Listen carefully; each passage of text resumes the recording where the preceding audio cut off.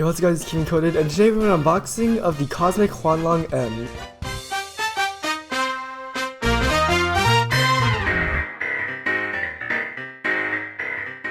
So I've been hearing so much about the Huanglong lately, and I still haven't gotten it, but it recently came out, and I decided if I was going to get it, I'm going to go all out, and I decided to get the Cosmic version. So here it is. The funny thing is that like one of my main 3x3s is the YuXin Little Magic M, and this should be like the better version of that, hopefully. Jeez, why are they so extra with their packaging? I can't even open it. Alright, here it is.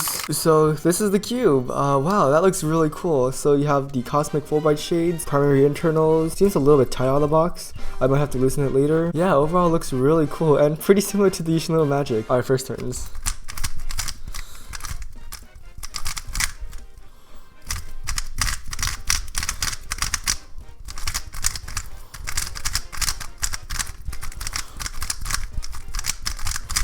So really sluggish, but I am really digging the way this cube feels. I feel like it might be a little bit too tight because the cord cutting isn't great, so I will loosen it. I feel like after I loosen it and do like 20 solves, this cube is going to be really good. It also has that Cosmic 3x3 feel. I don't know if you know what that means. It's like kind of pillowy, I guess. I don't know, it's kind of hard to explain, but I mean like all Cosmic cubes, they all have like a similar little feeling to them that honestly feels great. Alright, it is starting to break in a little bit more. Another thing I realized is that this cube is like really lightweight, especially since it's magnetized. Like, yeah, it feels like really light in my hands, and that makes this cube feel really nice. So overall, I'm really excited to start solving on this.